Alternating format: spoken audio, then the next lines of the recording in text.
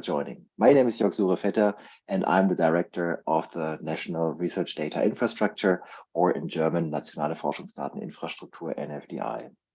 Today, it's a great pleasure to welcome Hendrik Ballhausen, who happens to be a physicist and economist by studies, and later focusing on experimental radiation oncology, and now being responsible for, well, research data management, but also for setting up an infrastructure in a very hot topic, I would say, at the LMU in Munich.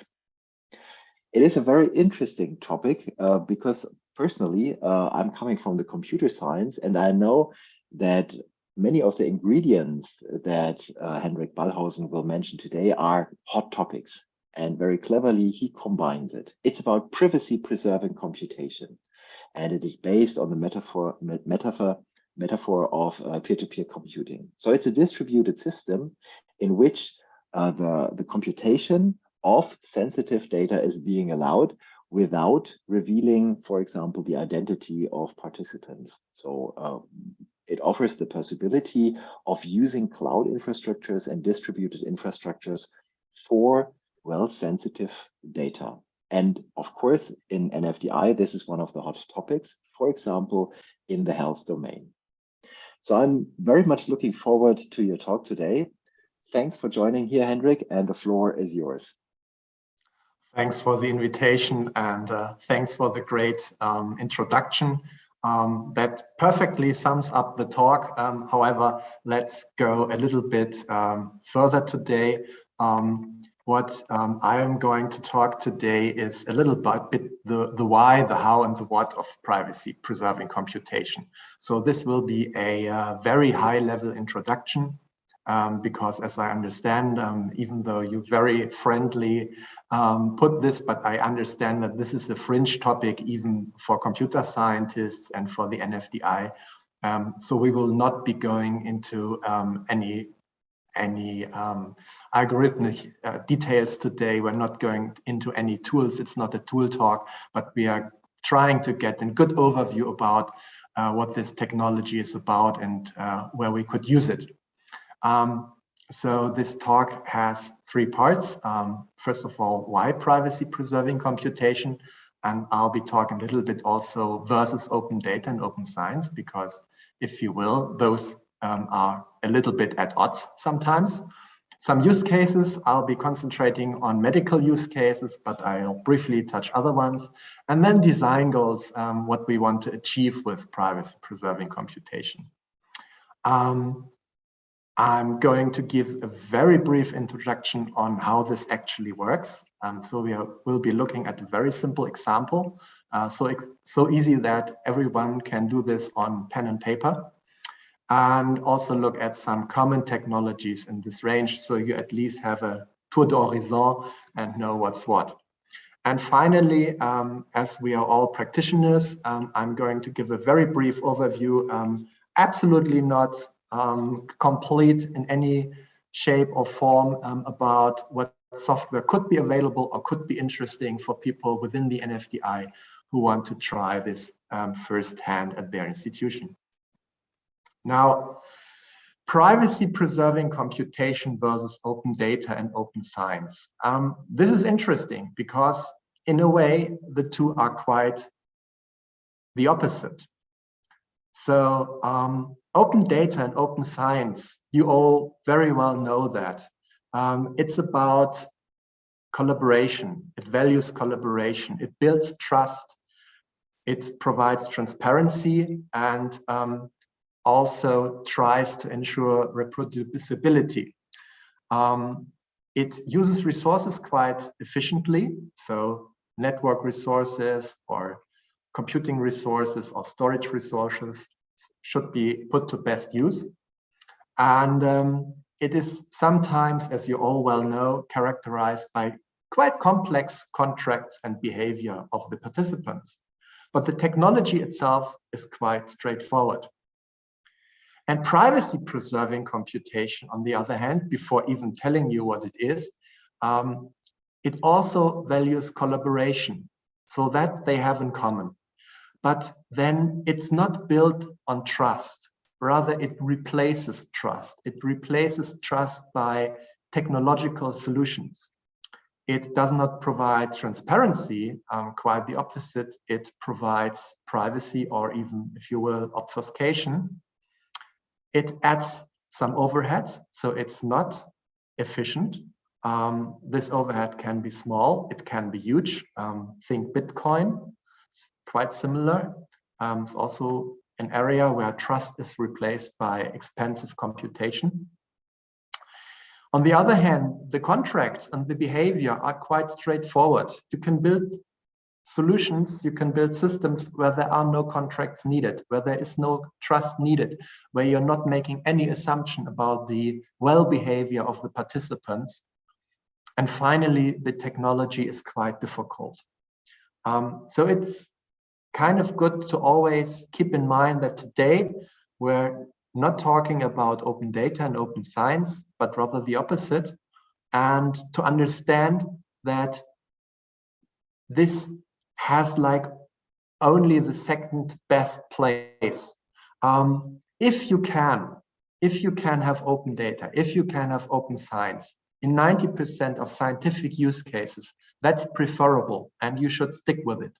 But there are those 10% of use cases where you simply cannot share data or must not share data or don't want to share data, or the people that the data belongs to don't want to.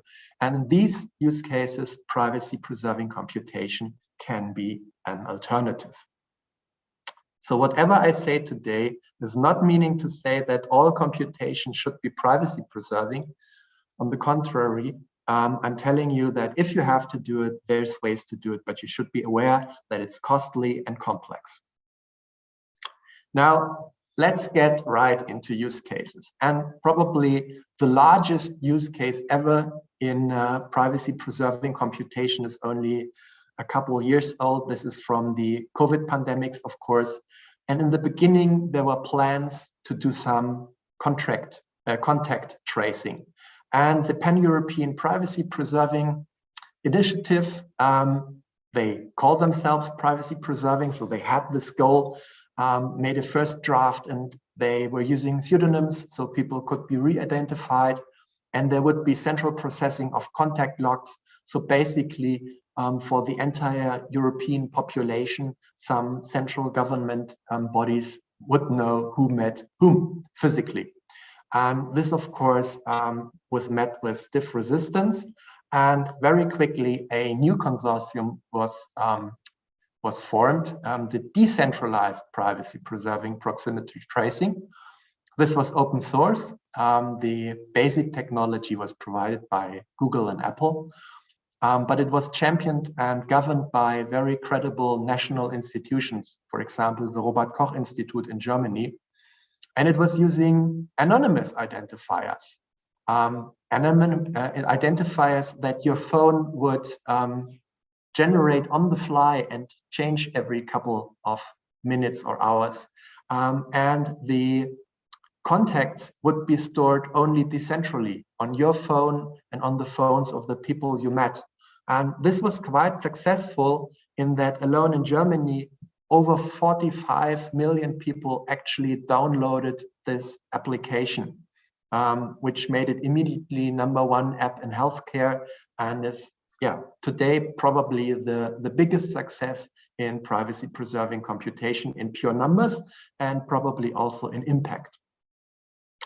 On the other end of the scale, very, very much smaller,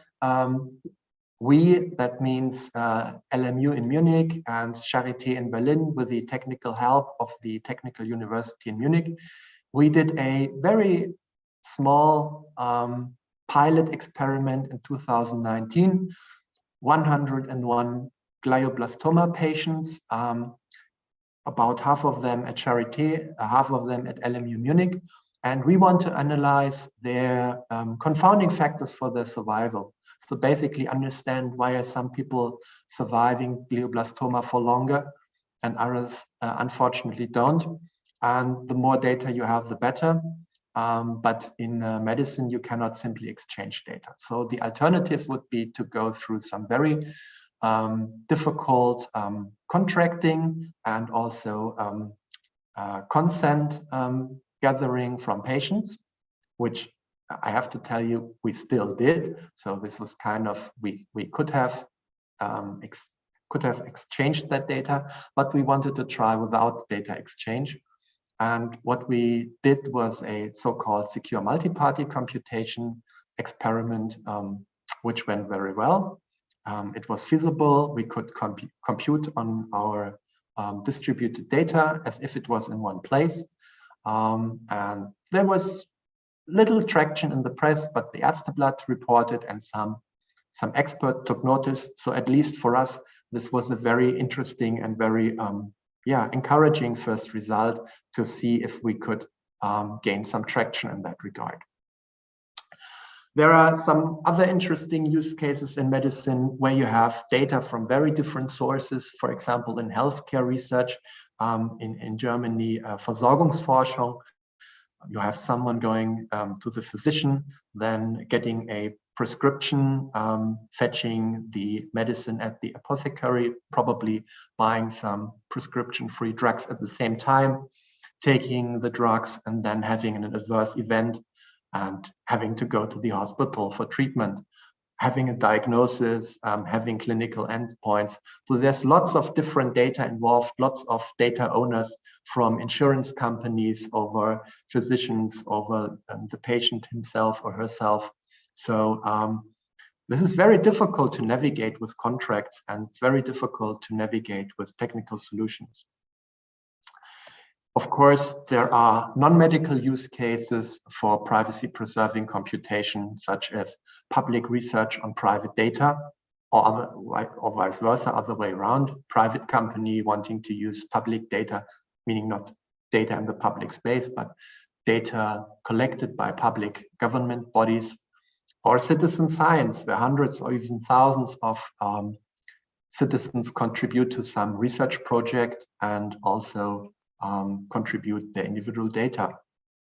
There is Internet of Things, smart homes, wearables, where hundreds or even millions of devices will contribute to some data space.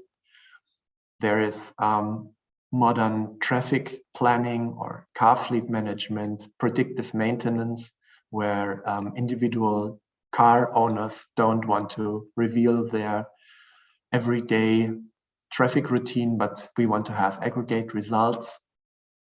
There's industry benchmarks, probably between competitors that want to learn what's the best practice overall, but who can't share their business secrets. In the pandemic, we've also seen that supply chain resilience is a very difficult but important topic. So identify systemic risk in your supply chain, where of course your suppliers have no interest whatsoever of providing you with information about their suppliers. So the general characteristics is there is two or more parties that do not want to share their data, but they somehow want to jointly analyze their data. And this is something that is also in the press, where even newspapers notice and take part in this discussion and say, well, computing resources have so evolved that today you could have decentral storage of data and usage of data. And this is, of course, also very interesting if you go to national data infrastructures like Telematic or NFDI, where you should see if that might be part of the solution. In the end, what we want to achieve is that consumers or data owners should retain ownership of their data. They should have control of their data. We want more democratic data flows.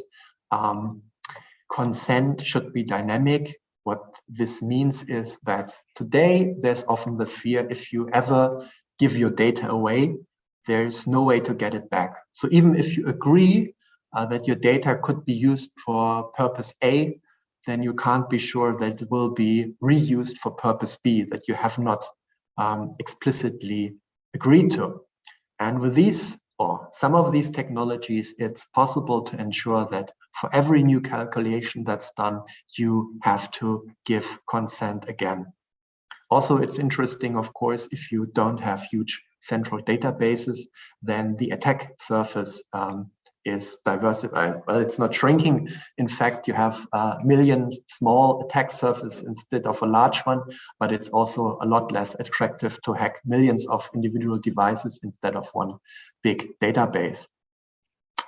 And finally, these are systems that work in trustless settings where participants don't know each other or don't trust each other. And if you want to look at it in a more formal way or more as an overview, then you could think about the trade-off between collaboration and privacy. So there seems to be this universal trade-off where you can have data either very publicly, which is very favorable for collaboration. You could put data in the public domain, then everyone can use it, but there's no privacy, obviously. You could have open data where the data is still public, but the use of the data is bound to some license that you decide to bind to the data. You could have data sharing, which is not public, but between consenting participants bound by some contracts. These contracts may or may not be enforceable. You could have a trusted third party. So this is kind of the business consultant world where the business consultant collects the data of different companies and makes one best practice out of it. And she or he knows if he were ever to reveal any individual client's data, then he would not be hired anymore. So there's reputational incentives to stick to the protocol. And then finally, of course, we can have private data. We can just encrypt our data on site and lock it away and never share it with anyone. And that's probably best for privacy and security, but worst for collaboration. And the interesting question now is, can we have both? Can we have privacy and collaboration? Can we get to this upper right quadrant? And turns out that's possible through cryptographic methods. Now, how does this work? And of course, this is a very difficult topic. There's very few experts on this. But it's easy enough that we can get an understanding and see how this could be working in practice. And the general idea is usually if you have a function of 2 or more inputs, those inputs coming from different persons, you would expect that you need all of that data in one place where the computation takes place. And that's where you have your computing resources. That's where you compute the function. And then after this, you might disseminate the result again. However, you could think, why do I have to bring the data in one place? Can't I bring like the function to the data? So the idea is to somehow distribute the function, to distribute the computation. So the private input data remains local to any one location, and all that is exchanged is some randomness or some cryptographic shares that do not reveal anything about the private input data.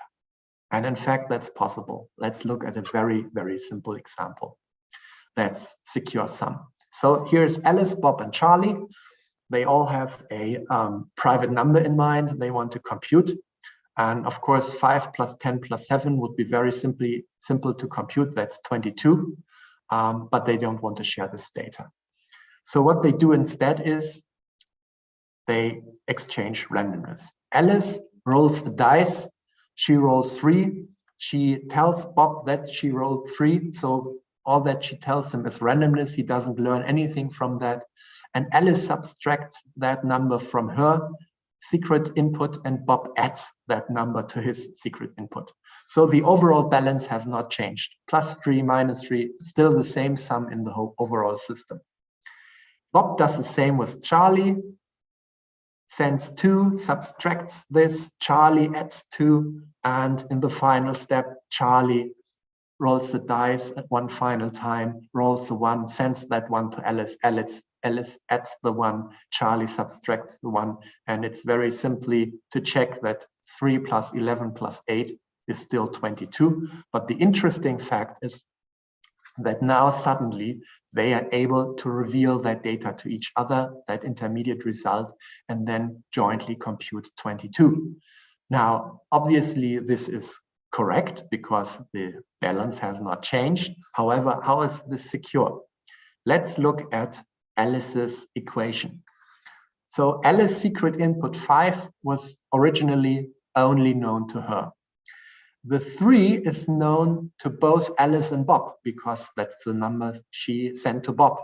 And the 1 is known to Alice and Charlie because that's what Charlie sent to Alice. And the 3 at the end is known to everybody. But to both Bob and Charlie, this equation has two unknowns. So neither Bob nor Charlie on their own could reverse this equation to compute the secret 5. However, of course, they could collude. So if Bob and Charlie exchange data and tell each other what they sent to Alice or what they have received from Alice, then they could compute Alice's private input. However, that's true in any situation where we compute a sum. If we are to compute a sum of n participants and n-1 participants collude against the last participant, then they will always be able to reverse engineer their input. So it's not really bad. It's, in fact, that's the best security we can hope for. And with this very simple algorithm, secure sum, you can already build some quite interesting larger programs. You can do statistics. You can do lots of arithmetics. You can do averages. You can do higher order statistics. So it's not like this is trivial. It's already useful. However, of course, there's a lot more. And there are full-fledged technologies in this regard. And I'm just going to tell you like the 5 most important ones. And we can very easily sort them if we think if it's rather central or decentral processing, and if it's computation on clear data or encrypted data. So they differ also a little bit in their security level, but that's fine. So in the central processing clear data world, it's not really privacy preserving computation in the most advanced sense, but there is, for example, trusted computing environments. For example, the Intel Trusted Execution Technology, that's a hardware-based technology that ensures that within a certain area on your hardware, you can be sure that the software that is run is vetted for by someone who signed the software. You know that if you had to look at that software, you know that it's not doing anything you're not suspecting, so it's not uploading your data to somewhere else. So it's kind of building trust, and the great thing is it's very efficient. It's basically, we know how to do it. We don't have to change our algorithms. It's basically industry ready, production ready, lift and shift. If we move to decentral processing, but on clear data, there is 2 interesting approaches. One is called differential privacy. So this is a statistical approach where access to some database is limited by a privacy budget, meaning the database keeps track on what queries you already have sent, and the database prevents you from learning about individual data points. So as long as your query targets large aggregates of people in that database, that's fine. But as soon as you're able to narrow down your queries to 1 or 3 persons, the database will basically reject that query. You can also add noise to the input data. You can do some binning of, for example, often you don't need, if you're only interested in age strata from 30 to 35, from 35 to 40, you don't need to have access to individual persons' birth dates. There's also edge computing, which means that some computation happens where the data is. So for example, there could be local pre-processing. One university hospital could pre-process all their patients' data in one average, and then different university hospitals would only share weighted averages between them. So this is kind of the code to data approach. Moving on to encrypted data, there is homomorphic encryption, which is very elegant. If you've seen the TV show Silicon Valley, that was basically the idea to have a search engine on encrypted data. Unfortunately, that does not work in practice, or luckily. So what you can do instead is you can encrypt your data locally, you can upload it to the cloud, have some cloud computing resource crack on that data, but this is only possible for very special algorithms. Algorithms where you can first encrypt, then compute, and then re-encrypt. And this is not true for many algorithms, unfortunately. And finally, moving to the real deal decentral processing on encrypted data, which is often termed secure multi-party computation. There you have several parties exchanging encrypted shares. Parties process these data in peer-to-peer networks. There is even a proof that any function can be computed in a secure function, in a secure fashion. So that is even universal. And there are mathematical security guarantees, ideally. However, it's quite computationally expensive, and it's also very complex to roll out and maintain. Well, so yes, the answer is we can break the barrier, we can break this trade-off between collaboration and privacy. Homomorphic encryption is almost as good as private data. However, there's only very few algorithms, so we're still quite low on the y-axis. Differential privacy is like a mixture of a trusted third party and data sharing, but with some added surplus. And secure multi-party computation can really improve things, but we have to distinguish between a practical application and the theoretical limit, which is perfect security and perfect collaboration. Now, to sum up the talk, or not to sum up the talk, but to finish with some next steps. So what is actually available? And I'll be very brief here. If any one of you is more interested into this, we should have a individual discussion of your use case, and we will gladly give some advice on what solutions you should be looking for. Just to tell you that, of course, the big tech companies have recognized the potential of this technology. Microsoft and IBM and Google all have not only active research teams, but some of them, especially Google, have already begun introducing it into their products, and for example, in online marketing. There is an MPC alliance, multi-party computation alliance, and this slide is a couple of years old, 2 years old, so there's even more companies now. Just wanted to single out Federated, which is a German company, which is rare in this area, and Cybernetica, which is probably the longest standing company from Estonia in this regard. Estonia is in some way a lot further in the public sector than we are in e-governance, and they are also helping the government there. All of these companies are building some solutions in the space, many about key exchange, but some also about more general computation like Cybernetica. I'm just naming 2 academic solutions here. One is Data Shield. Data Shield is like a little bit like edge computing. So data remains with the data owners. Code is sent to the data, aggregates are computed locally, and there's a central client that aggregates those results. This is nice for data analysts. This is nice for statisticians. It's completely in R, so many people will feel familiar, and it's easy to introduce in an academic setting. However, it's not full-fledged secure multi-party computation, of course, and it has aged a little bit, so it's not like the most modern cloud-native solution.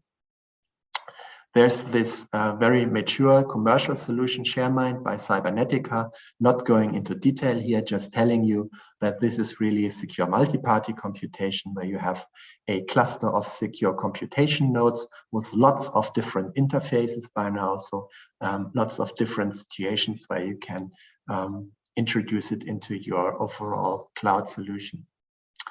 2 weeks ago, I've been with Bosch in Stuttgart, which is again nice that it's a local company working on this. It's even nicer that there's an open source project. So they're trying to build an industrial production ready stack for all of this, and fingers crossed that they build a great solution that we can use in a, let's say, more production ready setting. And finally, I have to tell you, of course, about our own solution, which is very simple. It's propedeutic.